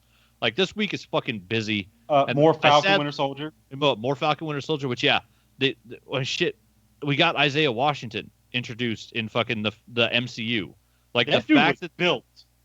yeah, he's the first Captain America. Oh no The no fact- no! When he actually showed when you see his Yeah. all his whole upper body, that actor is Carl built, too. Lumbly's I could jacked. Yeah, I could I tell. love it. The fact that they actually pulled from the Truth comic book the idea that, hey, we wouldn't do an experiment on a white soldier first when we have black soldiers that we can use to experiment on in 1940s America. Yeah, that's what they would have fucking done. And the fact that they added that shit, I love what they're doing with Falcon and Winter Soldier. The little things I was missing in episode 1, as soon as you get Bucky and fucking Sam together in episode 2, I'm good. Like I was so happy. And I love what they're doing with that show. What do you mean? Isaiah? Didn't they change the time frame like it's Korean War? They mentioned Korean War for Isaiah in the show. Yeah, so it was a little bit of time difference. Well, no, because I think he said that's where he met Bucky. That Yeah. doesn't necessarily mean That that's doesn't when he got necessarily his mean where he power. was in power. Fair. Yeah. You're right. Yeah. Yeah. So- Well, he could have Right? been part of the You're Tuskegee fucking right. experiment. So guys, here's and where we get into small world here. Yeah. You know where Carl Lumbly has also been, where you might recognize his voice from? The Justice League cartoon. He's John Jones in Justice League. oh yeah, he's the Martian Manhunter. He's the That's Martian right. Manhunter. Oh the yeah, and cartoon. as Haru also mentioned, yeah, All Kill drops this week. So yeah, Twitter's been going nuts with Dead by Daylight because on Tuesday we get the new killer, new survivor. So yeah, gotta save up them blood points. And there's also, if you haven't noticed, there was a new code that went out on the Reddits and the Dead by Daylight code, Billy 200K, BILI for another 200,000 blood points. People getting ready for Tuesday. You want to have them million blood points banked so that when the characters come out, you can fucking level them up and get those new perks. Yeah, we're getting 3 new survivor perks, 3 new killer perks. Yeah, it's gonna be a busy fucking week. Right? Shit's going on. I'm in And for it. Like I said, like I'm not already busy enough. I got shit going. Things happening. I'm fucking tired. Well, Willie, why don't you finish things up for us? What you been getting into, buddy? This thick ass book Thick. Thicker than a dick. and a little bit of D&D update. I'll throw it out a little quickly. As we not too much has happened since we did a little shopping. Is We ran Leroy into Jenkins dead yet? No. Leroy So Jenkins. we actually had a mass party thing because we had both both sides joining up in the town. Apparently, the other team, when we stopped, they were walking into town, apparently. Nice. And so we start off with them happening, and then all of a sudden, before they could even walk in town, a god in the sky came up saying, hey, there's going to be a tournament, and threw a spear down. And it went to like the city we just came from in our very first session. Oh, sounds like you've been challenged. Well, no, say there's a tournament, anyone can join in. We're looking for a champion or something like that. So I'm like, yeah. So, but when he said all this, if you didn't succeed in your saving throws, you were pretty much stunned in place as he was going through all this. Nice. Zeradith, the cannibalistic kobold, he got a saving throw on his like stun, so he wasn't stunned. But the guards that were about to arrest him, that we had just found out about, that were right behind him when they were still stunned. So let's just say he decapitated them too, right in the middle of the street in daylight. Oh, jeez. Yeah, and we actually left the town quickly after, like soon after that, and he was dragging the bodies with him. But we actually got to use one of the bodies for that lion we ran into that we just frightened us away. Yeah. Apparently we ran back into it, even though the DM rolled a D100. It came back to the same fucking lion. Instead of fighting it, we tamed it. This was it feral mane lion, I think it's called. Yeah, we tamed the shit out of it, and now it's with us. And since my animal handling and survival roles were the ones that kind of made us get it, I'm going to say I'm going to name it. So since he has like a silvery magical mane, I said his name shall be Mainwell. Manuel? Mainwell. Mainwell? For his mane. All right. And yes, I mean, it was either that or Battle Cat. Should have called him Cringer. I don't know if we should do this, He-Man. No. Whatever the fuck his voice was, I don't fucking remember. Close enough. Yeah, and gonna start reading up on this. Watched Falcon Winter Soldier. Watched fully caught up on Invincible. Been telling everybody to go watch Invincible because it's fan-fucking-tastic. 6 seasons in a movie, baby. 6 seasons in a movie. It is pretty much the R-rated version of Sky High, or if you want to even go My Hero Academia. And I'm using that loosely because they're not in it's not like a school for superheroes. They're just going to school, and also at least Mark Grayson is. Two of the characters in the show are high school students that are going to school together. There is one thing that was like Adam Eve's logo. That's just weird. It's the atom symbol, and then it's mixed in with the feminine. What is the atom symbol? Oh, atom. Atom. Yeah, it's ATOM. Oh. Yeah, her name's not Adam Eve. It's Atom Eve. Because she literally changes particles on their atomic level. Fair enough. Yeah, so her name Adam Eve is a play on Adam and Eve, but it's ATOM, and so her symbol is the female symbol mixed with the logo for the atom. Fair enough. Yeah, Chris, you are in for a fan-fucking-tastic time with this when you go back up and finish watching this. Yeah, I've already read the book past where they are in that, so I already knew it was going to be good. But wait till you see it. Wait till you see it. Oh, my God. I mean, no spoilers, but yeah, it's a very simple thing, and it's one of the biggest talking points in comic book nerddom history. The fight between Superman and Batman, who would win. If you really want to know, go watch the first episode of Invincible. Mm-hmm. Robert Kirkman answers all your questions. I don't fucking care how much kryptonite he fucking has. Yeah. Batman's dead. Yep. If they're fighting to the death for whatever fucking reason, I don't care how much prep time he has. Don't give a shit. Superman's in the stratosphere just lasering him to kill him. It's over. It's done. Yeah. Like, I don't understand this. Like, how is this a thing? Oh, I have kryptonite in my hand. Well, I'm just going to go run really fast and go right through you like the fucking The Boys, the very first episode of The Boys. Exactly. Yeah, just liquefied. I can't imagine. Kryptonite's going to stop me instantly. It takes time to wear into him, right? Yeah, I don't think I've ever been so highly anticipatory of a show and so happy when it came out as the first 3 episodes of Invincible. It is so fucking well done. And yeah, The only thing I'm sad about is that it's only 8 episodes. That's the only thing I'm sad about, is that the season is a little too short, but it's also an animated show. I know that takes a lot of work. So, yeah. They can't renew it fast enough. They can't start working on season 2 fast enough as far as I'm concerned. I can't wait to see where they go. I'm really knowing like the whole story arc, because it literally is a superhero story that has a beginning, middle, and end. That's the one great thing about Invincible. It ended. Kirkman wrote a solid ending for this story. It does have an ending. He knows exactly where the story's going. I'm interested to see how far into the 144 issues of the book we get storytelling-wise as we go through the first season of the cartoon. Because, yeah, it might take a good chunk. I don't know if we'll go through the whole first compendium the first year. That'd be a lot of content to do. It is a lot, but like, I mean, if you're skipping over certain things, like there's, stuff to drop, other things to pick up on or start early. Yeah, I mean, it seems like that would be a lot. I would think more likely that it would take about 5 seasons to tell the story of Invincible the way we're like on course with the way they're going with 3 episodes in. But yeah, I'm hoping 4 or 5 solid seasons. Like they could do most of it. It's so fucking good. I'm ready for it. Oh, and I forgot a little bit about the D&D thing. After we tamed Mainwell, sorry. We did go back to the first city where we had to distract guards before we went back to the main hub city. Pretty much that whole city's destroyed, and the only thing that's there is a crater with that spear that god thing threw. Interesting. So that's where we ended. I'm pretty sure we should be doing another thing tonight. Nice. So I'm picking up. I'm going to be the first one over there trying to pick that spear out the ground. Are you that worthy? Godly spear. I have fucking 19 in strength. That has nothing to do with worthiness. Nothing to do with worthiness. I'm sorry. In the Ultimates cartoon movie, animated movie, Hulk picked up Thor's hammer by sheer force. Ultimate Thor is a completely different beast than regular. I know. Yeah. I don't give a fuck. Ultimate Thor's hammer doesn't have magic on it. Don't care. He literally forced item. that shit up and went BAM! That was the best scene out of any comic book animated movie I've ever seen. Was the whole Hulk fight scene at the end of the Ultimates.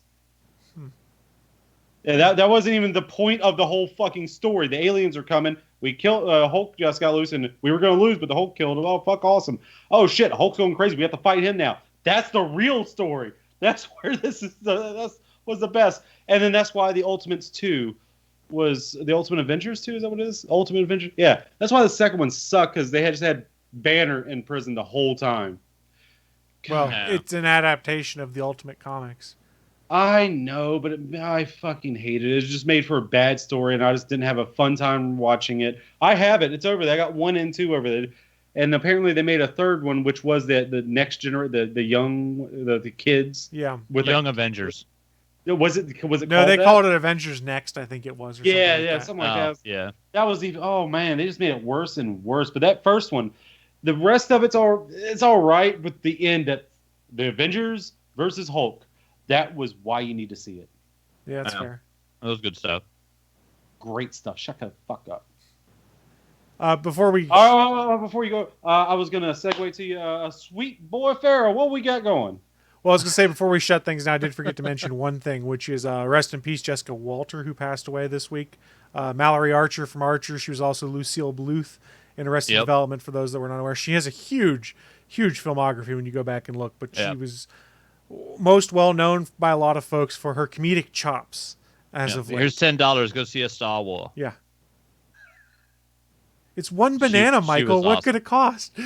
Yeah. As Ian Carmel always puts it on Twitter, gunned down in her prime. Yeah. To be fair, 1 banana is really cheap. I love all my children equally. I don't care for Job.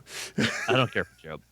Though if we're gonna do the rest in peace, also rest in peace to one of the greatest writers ever. Beverly Cleary passed away this week. It's true. And she was 100 at plus. 104. She fucking kicked life's ass. That would be the writer of fucking Ramona and Super Fudge and The Mouse and the Motorcycle. Yeah. One of my personal favorites as a kid. Yeah. Like the original young adult author, fucking Beverly Cleary. Who, She was 104? She was 104, dude. When did those Fudge books come out? In the 80s. Yeah, she was already old as shit when she became like super popular in the 80s. Yeah, she was already in her 80s, like when her books became popular. Yeah. I remember reading that in the 90s. I thought Fudge was Judy Blume, though. Maybe I'm thinking wrong. Yeah, I know Beverly Cleary. Oh, it might be. I might have some of them mixed up. I was looking at the list yesterday, but yeah, I know Ramona the Pest and Mouse and the Motorcycle were Beverly Cleary. Yeah, those were for sure. I think Judy Blume did Fudge, though. Could be, yeah. 104 years old, though. Yeah, like one of the original young adult authors who wrote great books that a lot of us read as kids. It's a good weekend to go pick up a young adult book written by Beverly Cleary and give it a shot, especially if you never read them growing up. They're great fucking stories, fucking heartwarming, well-written, solid fucking writing, good stuff. Yeah, gunned down in her prime, Beverly Cleary, 104. On that note, though, I think that does get us towards the end of this show. Before we sign off, though, friendly reminder, we do stream live every Sunday at 11 a.m. Eastern, 10 a.m. Central over at www.geeks.live. That is the streaming home of the Gonna Geek Network. If you're there right now, you can scroll down the page and see a calendar of all of our upcoming live events. The next live event, as we record this on Sunday the 28th, is Legends of S.H.I.E.L.D. at 5 p.m. Eastern, as they cover the most recent episode of Falcon and Winter Soldier. And this might be a draw to some folks. It may turn some folks away. I'm guest hosting today, so you can make your decision as to whether that's a good thing or a bad Boy thing. Farrell will be on there. Oh, yeah, brother. Sweet Boy Farrell. Please don't copy Hulk Hogan. Everyone does a Hogan. Would you rather try and do the Macho Man? Yes, go for it. Snap it to a sweet boy. I don't have a Macho Man. I was hoping you said no. Oh, no, go ahead. Here, I'll just do my Stone Cold. Yeah. What? I'm the cream of the crop. It's not too bad. What? Rise to the top. I'm like a chameleon. Elizabeth, I'm coming. R.I.P. Macho Man. We know you've been dead for quite a while Gunned now. down in his prime. I got you in this ring for 3 minutes. 3 minutes of Bonesaw. Bonesaw. So you're gonna be Bonesaw's bitch. That side jag away. I will be on Legends of S.H.I.E.L.D. this evening. And Haru does bring up a good point as we're doing impersonations. The guy playing Macho Man on Young Rock's really good, too. If it's not Joe Manganiello, I'm feeling bad because he did a Macho Man impersonation. Wasn't he Macho Man in the Hulk Hogan movie? He better be. He fucking better be. Oh, I thought you meant one that has already come out. No, the one that Chris Hemsworth is doing. I forgot about that. Hemsworth's got to finish being Thor, but if you look at the pictures of him on set being Thor, he's already in like Hulk Hogan shape, I think. Yeah, he's getting them arms Python size. His pythons he is working on it. I mean, I don't think it's going to be better than the best wrestling movie there ever was. Well, Beyond the Mat. Actually, I was going to do a joke answer, say No Holds Barred. With the WCW champion David Arquette, the wrestler. Oh, I know, Ready to Rumble. But I was talking about the wrestler being the best wrestling movie, actually. But on that note, I think we are about ready to shut things down with a friendly reminder to say, hey, come check us out next week and check out some of our friends. But before we shut down the stream, did you guys have any final thoughts you wanted to share with the audience? I got 5 on the monkey. What's that from? Because you don't bring fists to an axe fight. Godzilla's going to lose, yeah. motherfucker. I got 5 on the monkey. I was going to say, sweet boy, hand me that foreign object. I need it. Pass it on. The ref ain't looking. Jesus. That was my coffee mug I handed Willie for those people. You're supposed to hand me the Arizona sweet tea. I don't have sweet tea. Oh, but that's when you're gonna have to bring to the ring. You're gonna have to carry around a can of Arizona sweet tea. No. Can I just get like a jug of Chick-fil-A tea and carry that around? Just a jug of tea, because then you'll have that visual of when I hand off the jug, you can smash it over someone's head. Sweet boy, there was some sweet tea. Oh my God. And then change it. Folks, Not sweet it boy. writes itself. Sweet tea Farrell. Sweet tea Farrell. That's just a capital T. No EA, just capital T. Sweet tea Farrell. All I want is the visual of Willie taking a 1-gallon jug of sweet tea and smashing it into someone's face and it just exploding. And on the way to the ring, managed by Sweet seafarer hailing from Myrtle Beach, South Carolina. There you go. On that note, folks, I think we great are people. about ready to shut this thing down. Thank you so much for joining us, and we hope to see you all next week for more of our horse crap shenanigans, as we call it. Thanks so much, and see you then.